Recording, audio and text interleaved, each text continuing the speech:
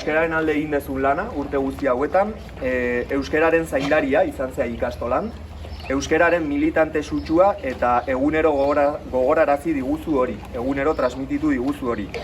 Zenbat ideia, proposamen, euskara neurketa, zenbat kanpaina, zenbat argitxo, azken finean euskarari argia emateko.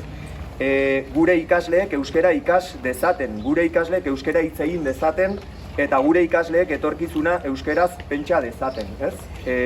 Euskaraz bizi nahi dut, kamiseta jantzi dezu egunero ikastolan, eta ez bakarrik abenduaren 3an.